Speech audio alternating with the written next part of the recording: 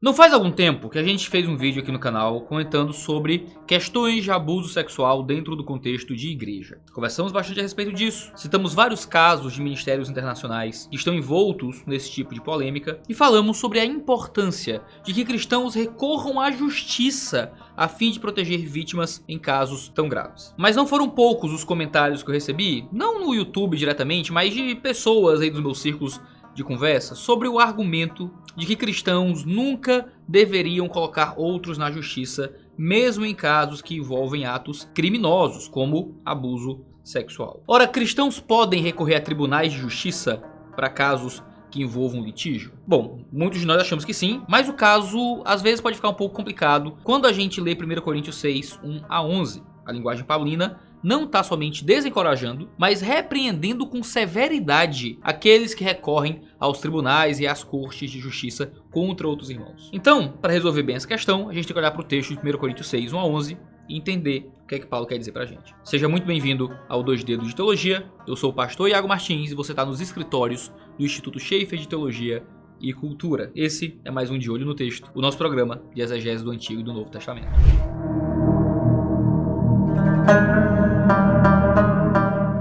Então no vídeo de hoje a gente vai apresentar o seguinte: primeiro, fazer uma análise geral da passagem para a gente entender o que está acontecendo, algumas questões de crítica textual, de variação de tradução, identificar aqui alguns personagens, entender a intenção de Paulo. Depois a gente vai mostrar que tipo de litígio acontecia entre os irmãos aqui, para a gente compreender se isso é aplicável à nossa realidade de hoje. E então a gente vai fazer algumas aplicações gerais sobre como cristãos lidam com litígios dentro do contexto de igreja, sobre denunciar pessoas que cometem abuso sexual. Ah, mas meu patrão me roubou, ele é crente, é da igreja, posso denunciar e botar na justiça? E coisas desse tipo. Então vem com a gente, que eu tenho certeza que o vídeo de hoje vai ser importante para a sua vida. 1 Coríntios 6 diz assim: quando algum de vocês tem uma questão contra outro, como se atreve a submeter isso a juízo diante dos injustos e não diante dos santos? Ou vocês não sabem que os santos hão de julgar o mundo? Ora, se o mundo deverá ser julgado por vocês, será que vocês não são competentes para julgar as coisas mínimas? Por acaso vocês não sabem que havemos de julgar os próprios anjos? Quanto mais as coisas dessa vida. Portanto, quando precisam julgar negócios terrenos, por que vocês constituem como juízes aqueles que não têm nenhuma aceitação na igreja? Digo isso para vergonha de vocês. Será que não existe nem ao menos um sábio entre vocês que possa julgar entre seus irmãos? Mas um irmão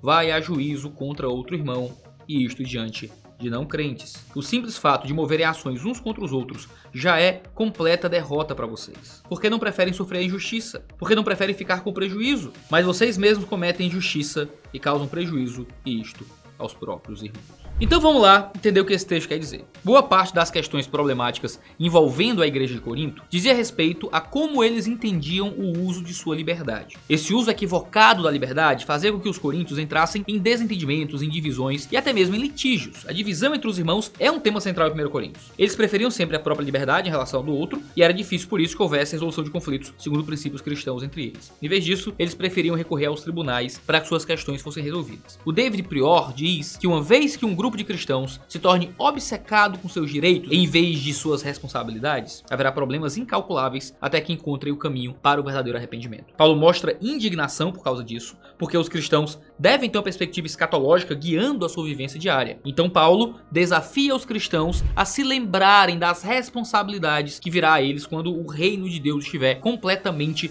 estabelecido. Ele fala de coisas triviais, archista no grego, e biótica, coisas da vida diária. Para Paulo, cristãos estavam indo aos tribunais por causa de coisas triviais, coisas dessa vida, coisas do dia a dia. Sabe aquelas situações em que um membro da igreja tem um desentendimento com outro? Eram questões que estavam rolando aqui. Ao que tudo indica, não eram ofensas de escândalo público, mas coisas da vida diária. Paulo, portanto, junta a perspectiva de uma realidade escatológica de vida a essa demanda eclesiástica. Paulo está usando o argumento do maior para o menor. Ele faz uma pergunta retórica: se os cristãos julgarão os anjos no futuro? Por isso eles serão capazes de julgar entre si esses pequenos elementos que são de importância e de gravidade bem menor. A questão escatológica aqui: como é que a gente vai julgar o mundo? Como é que a gente vai julgar os anjos, Nós participaremos do juízo de Deus contra o mundo. Por mais que isso levante debates escatológicos, esse não é o ponto aqui. O ponto aqui é, se nós vamos participar de juízos tão intensos, como é que a gente não pode julgar coisas simples do dia a dia no contexto de igreja? O que estava acontecendo é que os coríntios estavam deixando de lado a comunhão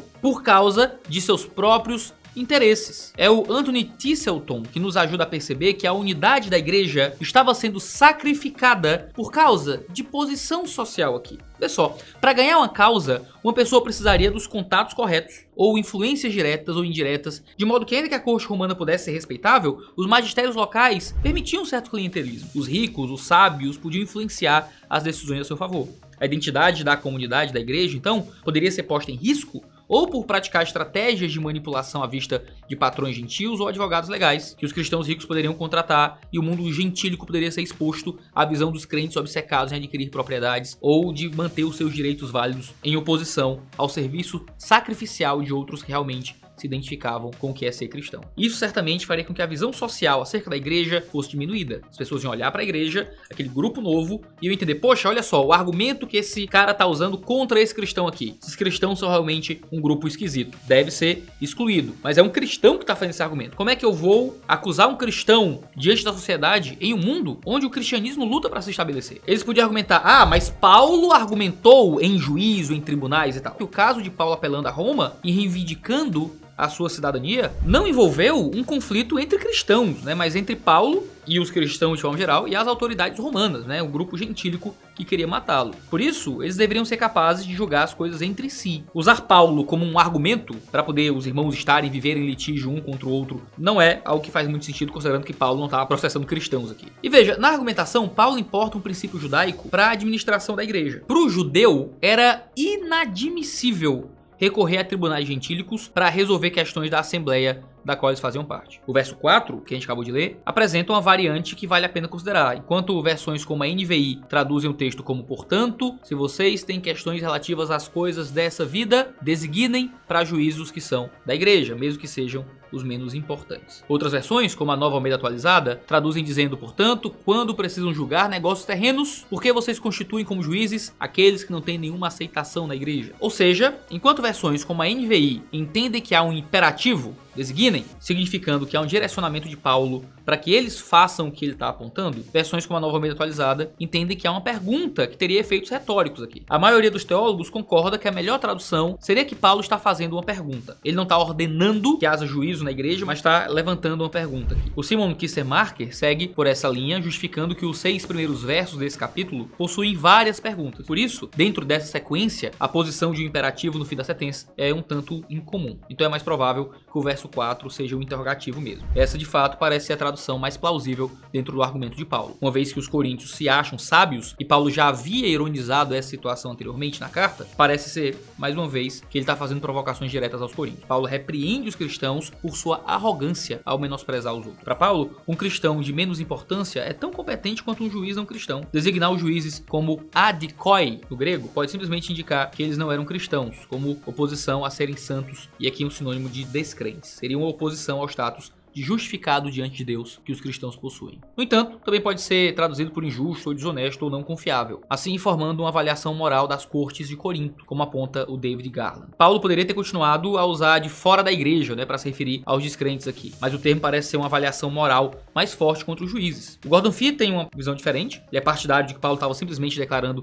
que tais juízes são simplesmente descrentes, mas fazendo as devidas concessões, talvez seja melhor considerar a adikoi como se referindo a juízes como simplesmente membros de fora da comunidade, pessoas que não são cristãs e por isso mais suscetíveis à desonestidade por não serem convertidos. Bom, mas até aqui nada disso lida exatamente com a pergunta em si. O foco de Paulo é mostrar que eles deveriam julgar as coisas entre si. E esse é o grande ponto. 2 verbos no verso 8 nos ajudam um pouco a entender a natureza do que foi feito de errado naquela igreja. O primeiro verbo, sofrer injustiça, advém do nome injusto e ímpio do verso 9. Ele cobre todo o aspecto de atividades que fere ou faz injustiça a outra pessoa. O segundo verbo seria sofrer perjúrio e tende a estreitar a perspectiva para roubar, trair ou defraudar, ao que é de direito de outra pessoa. Essa palavra dá a entender que há algum tipo de propriedade ou de negócio financeiro em questão. Também dá mais substância às palavras ladrões e avarentos, que são listadas no capítulo 5 e repetido no versículo 10 desse mesmo capítulo. Não parece que a causa do litígio aqui tem a ver com algo sexual, mesmo que essa passagem esteja entre 2 passagens de conduta sexual. Essa passagem está lidando com casos de imoralidade de forma geral, mas não segue que o processo tem a ver com algo relacionado à imoralidade em si. A insistência de Paulo em 6:7 de que eles deveriam preferir sofrer o prejuízo do que buscar retribuição legal, dificilmente seria aplicável a um caso de adultério, por exemplo. Não seria aplicável o caso de incesto. Nem ele iria querer implicar que ser traído seria uma questão de pouca importância, ou que um abuso sexual era uma questão de pouca importância dessa vida, como ele se refere aos casos aqui. Se essa disputa fosse a mesma do capítulo 5, por exemplo, de Coríntios, no caso de um homem que dormia com a mulher de seu pai, Paulo também não chamaria isso de algo pequeno dessa vida. Não parece que ele está tratando dos mesmos casos do capítulo 5, ou de outros casos de questões sexuais que envolviam a vida da igreja. Paulo usa palavras que envolvem dinheiro. Por isso, não parece ser o caso de incesto ou outra transgressão sexual, mas de fato um caso de disputa financeira. Deixa eu argumentar a favor disso. Tanto esses verbos no verso 8 quanto os termos dos versículos 3 e 4 indicam que há um caso civil e não um caso criminal aqui. O comentário que Paulo faz em Romanos 3, 1 a 5, por exemplo, mostra que cristãos não estão acima da lei. Deus deu jurisdição para autoridades governantes para executar a ira sobre os que fazem o mal em casos criminais. No entanto, com assuntos triviais, a maneira é diferente. É por isso que Paulo muda o tom nesse ponto da carta, de forma que eles se sintam de fato envergonhados por causa do que eles estão fazendo. Ir ao tribunal com um irmão cristão por causa de uma questão trivial já é em si uma derrota para ambas as partes envolvidas. Tanto o que leva ao tribunal quanto o que é levado já perderam. Esses tipos de processos não são muito baratos. Aqueles que levam os outros às cortes geralmente eram os mais ricos e assim poderiam ter mais recursos para ganhar causas. Esses perdem porque eles estavam colocando a questão de ganhar a causa acima da questão de preservar a unidade da igreja. E esse é o grande ponto de Paulo. Para esses irmãos, era melhor estar certo do que estar unido. E é por isso que a fala de Paulo é importante. É preferível, dentro da ética cristã, sofrer um prejuízo, sofrer uma injustiça do que expor a igreja. Uma vez que Cristo foi injustiçado em favor dos cristãos deveriam preferir sofrer injustiça em casos triviais a levar um a outros a tribunais. A ética cristã preza pela unidade, porque Cristo morreu para nos fazer um corpo. Acontece que quando elevamos nossa liberdade acima da comunhão, nós nos tornamos egoístas e mais importa o nosso bem do que o bem do corpo. Paulo diz que é preferível não ter o caso solucionado. É melhor perder dinheiro, é melhor sofrer um trambique, mas manter a união preservada ao invés de ter o caso resolvido. Paulo conclui esse trecho trazendo uma exortação muito forte, mostrando que nem ladrões, nem avarentos herdarão o reino.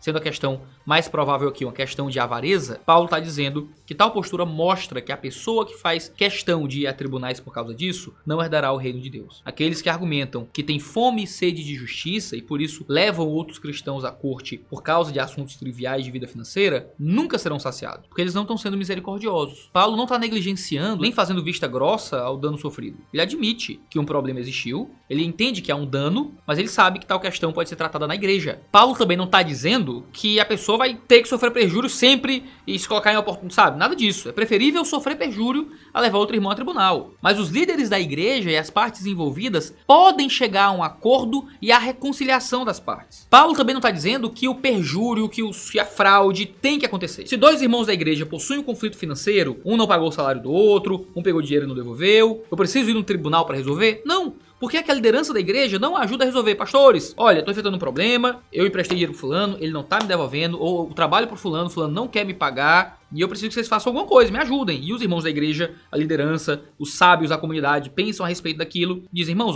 ajam dessa forma, irmão, pague o outro, faça isso, tal. E ali vira um ambiente em que há uma decisão sendo tomada para lidar com esses conflitos, para que os irmãos possam chegar em unidade sem precisar ir a tribunais humanos. Quando um caso é levado ao tribunal, não há uma busca por perdão e arrependimento. Não há um tratamento da alma e do caráter de alguém. Mas na igreja, sim. O princípio da igreja é buscar o arrependimento e o perdão da conciliação. Porque se alguém entre vocês se desviar da verdade e alguém o converter, saibam que aquele que converte o pecador do seu caminho errado salvará da morte a alma dele e cobrirá uma multidão de pecados. É isso que diz a Escritura. Como cristãos, nosso padrão de justiça deve estar acima do padrão do mundo. Como igreja, nossa união deve demonstrar mais coesão e convicção em suas doutrinas do que qualquer grupo social do mundo. Nós somos uma impossibilidade sociológica. Nossa nova realidade é que fomos lavados, fomos santificados, fomos justificados no nome do Senhor Jesus Cristo e no Espírito do nosso Deus, como encerra essa perícope. Essa realidade deve moldar toda a forma de viver. Nós não fomos feitos para ganhar o mundo através de nossas liberdades. Nós não fomos feitos para receber toda a justiça a partir do mundo e dos tribunais humanos, mas para herdar o reino por causa do sacrifício de Cristo Jesus. Mas olhando desse jeito, que Paulo está preocupado com litígios financeiros, usando a linguagem de coisas pouco importantes, usando a linguagem de negócios financeiros, falando sobre a avareza e talvez dando a entender que ali existia ricos contra pobres, considerando o fato de que os tribunais humanos são tratados como ímpios ali por Paulo, como é que a gente lida então com litígios no contexto de igreja? A gente tem duas aplicações importantes então aqui para a gente caminhar para a conclusão final do que a gente está discutindo. Primeiro, você vai sofrer pra ser crente e você vai sofrer injustiças. Imagina a seguinte cena: eu tô dirigindo meu carro numa viagem e o meu pai tá dirigindo o carro atrás de mim. Em algum momento meu pai bate no meu carro. O erro foi dele. Você acha que eu chamo a perícia? Você acha que eu ligo pro Detran? Você acha que eu chamo a MC pra vir averiguar? Eu vou ter que chamar o juizado móvel pra gente poder resolver? Se isso acontece, algo tá muito errado no relacionamento entre esse pai e esse filho. A pessoa que viesse ali pra cuidar do caso, o agente de trânsito, olhar e dizer: poxa, essa família tá meio destruída. O filho precisou chamar os agentes de trânsito porque o pai bateu no carro dele. As coisas se resolvem internamente. Rapaz, eu sofri um prejuízo aqui, você bateu no meu carro. Cara, a gente vê, a gente resolve. Vamos lá. A gente dá um jeito. Eu tô lidando com uma coisa trivial, com uma coisa pequena, desse mundo, envolvendo um possível litígio financeiro. A gente se resolve entre família. Na igreja é assim. Na igreja, nós resolvemos os litígios financeiros dentro da comunidade. Enquanto as coisas funcionam dentro da comunidade. Claro que isso possui um limite. Se um irmão frauda, rouba, pega e não devolve, age de uma forma errada e prejudica o outro, e a igreja tenta solucionar isso, e o irmão que prejudicou simplesmente não aceita o cuidado da igreja, não aceita o pastoreio, não aceita a liderança da igreja para a solução daquele conflito, esse irmão está vivendo sem arrependimento. Ele está negando o caminho de Deus. Ele está abandonando a palavra do Senhor. Esse irmão, se ele for insistente no seu pecado, ele vai passar por um processo de excomunhão. Tem vídeo aqui no canal explicando sobre como é que alguém é expulso, excomungado da igreja, e automaticamente, em algum momento, ele vai deixar de ser irmão, a menos que se arrependa do pecado, da fraude, do prejuízo que causou contra outro irmão e se resolva. Então, em algum momento, ele deixa de ser irmão. E deixando de ser irmão, a igreja não tem mais autoridade sobre ele, o litígio se torna público, e você precisa colocar na justiça aquele que não resolveu como irmão, tá? Primeiro ponto é esse. Tentar resolver dentro da igreja não é uma coisa infinita. Se o cara não se arrepende do pecado dele debaixo da liderança, ele acaba sendo excluído da igreja. Agora, claro, existe um processo de paciência entre as partes para que as coisas possam sempre ser resolvidas de forma amorosa e cristã. Às vezes você vai preferir: cara, perca esse dinheiro aí, tá tudo bem, aí deixa pra lá. É melhor deixar pra lá do que ter que botar o cara na justiça e ficar essa coisa horrível e tal. Eu levo esse prejuízo. O cristianismo é conformista, tá? Também um pouco. Não vai achar que não. O cristianismo cultural, que acredita que o cristianismo é simplesmente um jeito melhor de viver a vida terrena, é uma loucura. Nós estamos aqui para sofrer e para entregar a outra face, para perder. A gente está aqui para perder, certo? Como igreja também. No fim das contas, quem vence é Jesus. Em nome da unidade, do amor cristão, a gente abre mão de algumas coisas também. A gente sofre prejuízo também e luta para nunca dar prejuízo para ninguém, para nunca ser injusto com ninguém. No dia que for, corrigir as coisas com rapidez, com celeridade. Agora, e aqui é meu segundo ponto. Uma vez que Paulo não parece estar falando de questões sexuais, uma vez que Paulo não parece estar falando de abuso, de crime, o modo como a igreja lida com atos criminosos é na justiça. E a gente encontra isso em outros locais da escritura, como por exemplo em Romanos 13, onde Paulo vai dizer que Deus instituiu o governo civil como vingador, como aquele que possui a espada. E o modo como Paulo desenvolve o Romanos 13, vindo logo após Romanos 12, é muito interessante, porque em Romanos 12, no finzinho, Paulo vai dizer: não se vinguem, entreguem a Deus a ira. Vocês, pessoalmente, façam bem a quem vos maltratam, mas deixe que Deus tenha a vingança. Aí ele, em sequência, diz: sejam sujeitos às leis. Ali a ideia de ser sujeito às autoridades superiores significa obedeçam à lei. Basicamente esse é o sentido. A autoridade ali, no exercício de autoridade, era quem trazia as leis. Então, num contexto como nosso, constitucional, onde nós somos governados pela lei, então obedeçam à lei. Obedeçam à lei. Porque o governo, porque o Estado é vingador, ministro de Deus, para punir quem faz o mal. Ou seja, o argumento de Romanos 12 e 13 em sequência é: nós pessoalmente não nos vingamos, não buscamos vingança, não matamos quem nos prejudica, mas entregamos ao governo, entregamos à lei, entregamos aos agentes do Estado para que eles resolvam. Aqui falando de quê? De atos criminosos. A gente gosta de falar de soberania das esferas, né? Mas tem a esfera da igreja, e tem a esfera da família, e tem a esfera do governo, e a esfera não pode invadir a outra e tal. E veja, as esferas não são plenamente separadas não, tá? Se um pai assassina o filho, aí a esfera do governo entra na esfera da família. Por quê? Porque a família usou mal o poder da sua esfera, e agora a esfera governamental vai entrar nessa família para proteger a família. Ah não, mas a família é inviolável. Meu querido, mas um caso de um assassinato de um pai para com a filha se torna violável. Nesse sentido, tá? O governo vai entrar para resolver isso, porque isso está dentro da esfera do governo. Se dentro do contexto religioso há abuso sexual, você tem um ato criminoso, e o ato criminoso é resolvido através também de uma ação do governo. Até para proteger outras vítimas, porque aquele criminoso pode continuar cometendo aquele crime, e até para proteger aquela vítima, para que ela não fique à mercê do ato criminoso. Alguns pastores, infelizmente, dizem: não, mas se houver caso de violência doméstica na minha igreja, marido meteu a mão na cara da mulher, a gente resolve ali, estuda caso a caso, se precisa de polícia, se não precisa. Cara, é um crime, é um ato criminoso, certo? É um ato criminoso. Violência doméstica abuso sexual e questões similares são atos criminosos. Criminosos, são crimes, possuem vítima. Quando a igreja tenta resolver internamente atos criminosos sem levar isso para a gerência do governo também, aí, veja só, é a igreja invadindo o que é do governo. Não é o governo invadindo o que é da igreja. Usar 1 Coríntios como um texto que impede acusação para o governo em caso de abuso sexual, em caso de violência, é ler o texto para muito além do que Paulo intentou no que estava escrito. Paulo parece estar lidando com questões pequenas de litígio desse mundo, envolvendo questões financeiras. Ele não está lidando com atos criminosos, nem com questões que são próprias da polícia. Esse é o De Olho no Texto de hoje. A gente tem vídeo quase todo dia nesse canal, então não deixa de clicar nas notificações para você ficar sabendo sempre que houver um vídeo novo. Um abraço apertado e até a próxima.